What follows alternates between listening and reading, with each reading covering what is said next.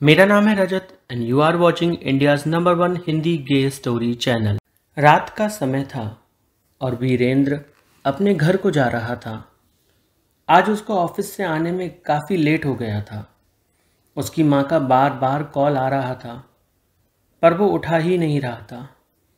आज वीरेंद्र का बर्थडे था और सुबह से उसकी माँ ना जाने कितने कॉल कर चुकी थी पर उसको तो फ़ोन उठाना ही नहीं था। वीरेन ने तो जैसे कसम खा रखी थी कि उनका फ़ोन नहीं उठाएगा। वीरेन लगातार उनकी कॉल को इग्नोर किए जा रहा था और उधर वो परेशान हो रही थी। वीरेंद्र के पापा को जैसे कोई फ़र्क ही नहीं पड़ रहा था। उनको ना जाने आज क्या हुआ था जो अपनी पत्नी के बार बार कहने पे भी वो वीरेंद्र को कॉल नहीं कर रहे थे और बोल रहे थे वो खुद घर आ जाएगा अपने आप। छोटा बच्चा थोड़ी है। वीरेंद्र दिल्ली में रहता था और उसके पेरेंट्स आगरा में। तो वीरेंद्र अपने घर जा रहा था ऑफिस से दिल्ली में। वीरेंद्र एक समझदार लड़का था जिसने अपने घर की जिम्मेदारियां बहुत पहले ही उठा ली थी। जब वो 10वीं में था तब से उसने ट्यूशन देना शुरू कर दिया था और 11वीं में आते आते वो स्कूल में पढ़ाने लग गया था। और फिर कुछ दिनों में उसने काफ़ी सारी ट्यूशन्स करना शुरू कर दिया था और उसे अपने स्कूल के एक बच्चे से प्यार हो गया था। बच्चा तो नहीं, बड़ा ही था वो 11वीं में था और उस वक्त वीरेंद्र 12वीं में था। वीरेंद्र को जब उसका स्टूडेंट विशाल मिला तो वीरेंद्र को उस वक्त कुछ भी समझ नहीं आया। उसके लिए उसका स्टूडेंट सिर्फ उसका स्टूडेंट था। वीरेंद्र हिंदी मीडियम में था और विशाल इंग्लिश मीडियम में पढ़ता था। विशाल और वीरेंद्र दोनों स्टूडेंट्स कम, दोस्त ज़्यादा लगते थे क्योंकि उम्र का डिफरेंस सिर्फ 2 या 3 साल का था। वीरेंद्र जब कभी उसको मैथ्स समझाता था तो वो मैथ्स में खो जाता था पर विशाल तो वीरेंद्र में खोया रहता था। कई दिनों तक ऐसा ही चलता रहा तो एक दिन विशाल के पापा ने विशाल से कहा, तुम्हारे मैथ्स के नंबर तो कुछ खास नहीं आते, कोई इम्प्रूवमेंट ही नहीं हो रही है। तो हमने फैसला किया है वीरेंद्र को हटाने का। विशाल ये सुन के पगला उठा और गुस्से में बोला, क्या आपने टीचर ढूंढा था? मैंने ढूंढा ना, मुझे पता है वो कैसा पढ़ाते हैं।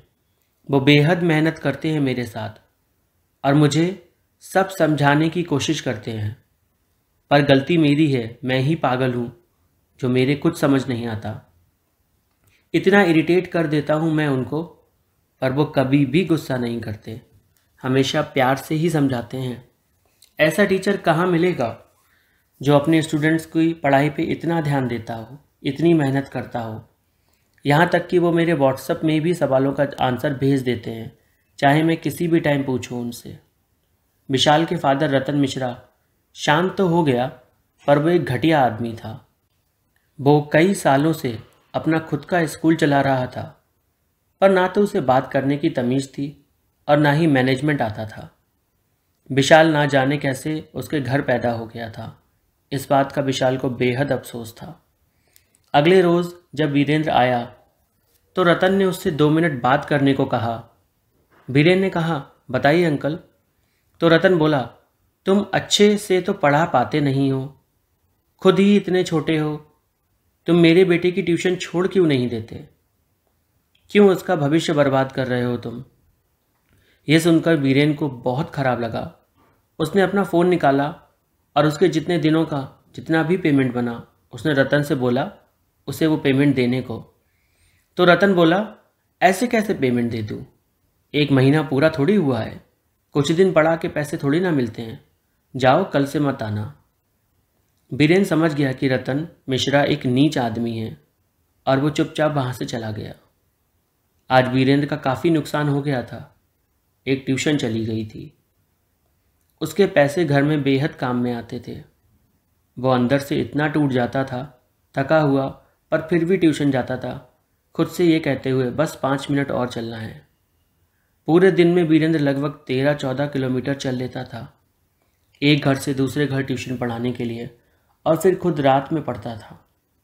जब विशाल को पता चला कि उसके पापा ने वीरेंद्र सर के साथ ऐसी हरकत की है, विशाल ने अपने पापा से बोला, एक बात बोलूं पापा, आप इस दुनिया के सबसे घटिया इंसान हो जिसको किसी की खुशी नहीं देखी जाती।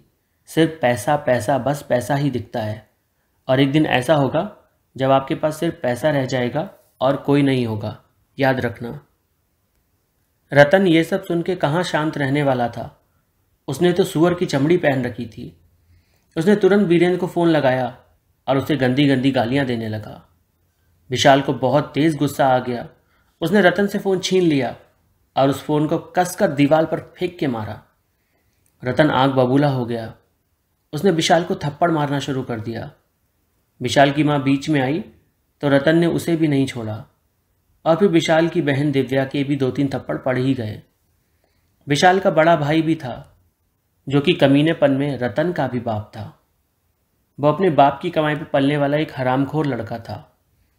दिन बीत रहे थे पर विशाल के दिमाग से वीरेंद्र का ख्याल नहीं जा रहा था और स्कूल में वीरेंद्र सर विशाल से ज़्यादा बात नहीं करते थे। उनके लिए ट्यूशन का रिलेशन ट्यूशन तक ही सीमित था।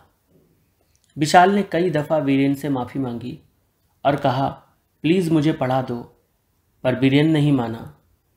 एक दिन संडे के रोज़ विशाल वीरेंद्र के घर जा धमका और बोला, सर प्लीज़ पढ़ा दो, अगर फ़ीस की बात है तो मैं आपको फ़ीस दूंगा अपनी पॉकेट मनी से, पर यूँ छोड़ के ना जाओ मुझे बीच में, मैं कुछ भी नहीं हूँ आपके बिना। वीरेंद्र के दिल को विशाल के शब्द छू गए। उसने विशाल से कहा, सुनो, मैं तुम्हें सिर्फ संडे को पढ़ा पाऊँगा। अब ट्यूशन के लिए टाइम नहीं है और तुम्हें मेरे घर पर आना होगा पढ़ने। विशाल तुरंत तैयार हो गया। धीरे धीरे दोनों में दोस्ती और गहरी होती गई और वीरेंद्र सर से अब वो वीर बन चुका था विशाल के लिए। विशाल उसे हमेशा वीर कह के ही बुलाता था। विशाल का 12वीं का रिजल्ट आना था तो वो वीरेंद्र को अपने साथ लेके गया। विशाल बेहद डरा हुआ था। रिजल्ट अनाउंस होने का टाइम हो चुका था। वीरेंद्र रिजल्ट देखने गया और जब आया तो उसका चेहरा उतरा हुआ था, जिसको देखकर विशाल समझ गया कि वो फेल हो गया है और अब रतन उसको खरी खोटी सुनाएगा। वीरेंद्र विशाल के पास आया और बोला, सॉरी यार, पर तुम्हें 75% मिले हैं। और विशाल के चेहरे पे खुशी की लहर दौड़ उठी। उसे कुछ सूझा ही नहीं और उसने वीरेंद्र के होठों को चूम लिया। वीरेंद्र अचानक से पीछे हटा।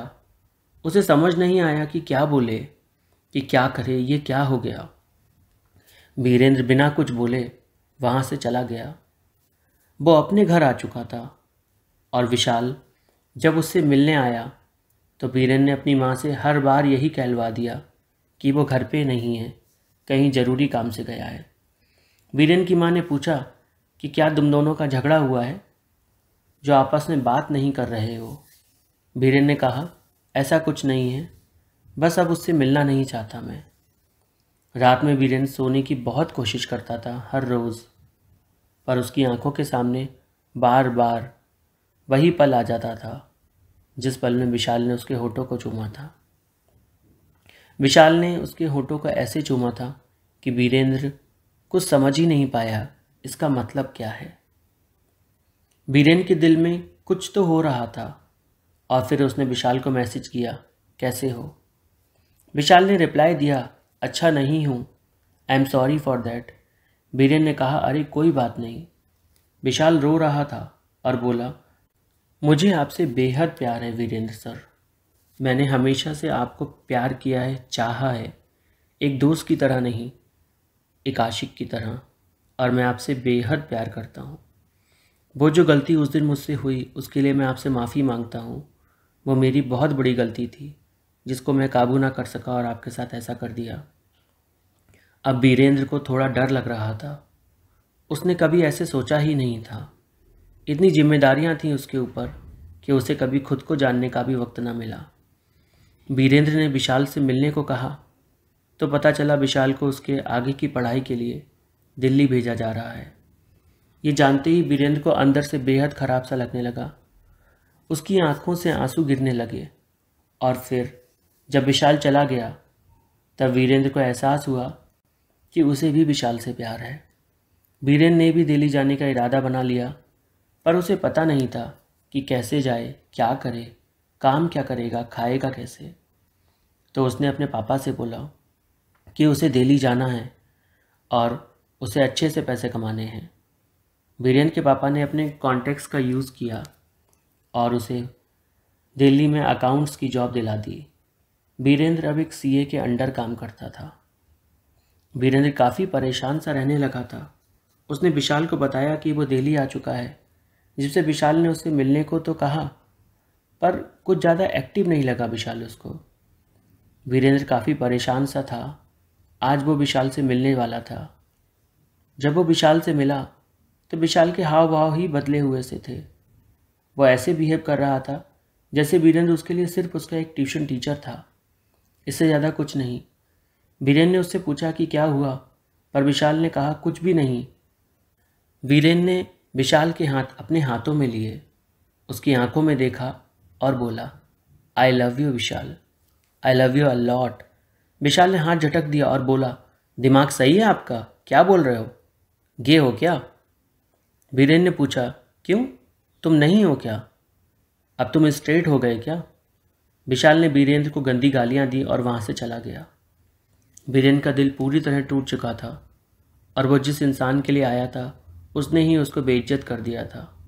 उधर विशाल जब नीचे उतरा रेस्टोरेंट से तो वो रो रहा था और रतन मिश्रा उसको लेने के लिए नीचे खड़ा हुआ था। वो विशाल से बोला, अच्छा किया तूने जो मेरी बात मान ली, वरना आज मैं वीरेंद्र को पुलिस में दे देता, क्योंकि उस टाइम गे होना क्रिमिनल ऑफेंस था। विशाल भी वीरेंद्र को बेहद चाहता था।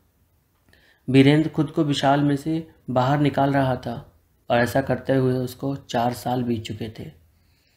फिर गे होना डिक्रिमिनलाइज हुआ और एक दिन विशाल ने हिम्मत कर वीरेंद्र को फ़ोन किया। उसने वीरेंद्र को सारी बात बताई, सब कुछ समझाया और फिर दोनों में दोबारा से बातें होने लगीं। धीरे धीरे दोनों और करीब आ गए। दोनों अब खुल के मिलने लगे, जिसकी भनक रतन को पड़ चुकी थी। उसने विशाल को दोबारा से डराने धमकाने की कोशिश की, पर इस बार विशाल अकेला नहीं था। वीरेंद्र उसके साथ हमेशा के लिए था और दोनों साथ थे। आज वीरेंद्र ऑफिस से घर जाने को निकला था। उसका बर्थडे था। अपनी माँ के कॉल्स इग्नोर करने पर उसकी माँ बेहद परेशान थी। पहले उसने वीरेंद्र को समझने में देर कर दी थी, जिससे उनके बीच थोड़ी दूरियां आ गई थीं। पर जब आज वीरेंद्र उनसे ज़्यादा बात नहीं करता था, क्योंकि वो हमेशा निगेटिव बोलती थी, तो उन्हें तकलीफ़ होने लगी थी। डोरबेल बजी। वीरेंद्र की माँ ने दरवाज़ा खोला। देखा तो सामने वीरेंद्र और विशाल दोनों खड़े थे। वीरेंद्र की माँ ने दोनों बच्चों को अपने गले लगाया और उनके प्यारे से रिश्ते को समझा। कहानी अगर अच्छी लगी हो तो लाइक, कमेंट, शेयर करें एंड प्लीज़ चैनल को सब्सक्राइब कर लीजिए दोस्तों।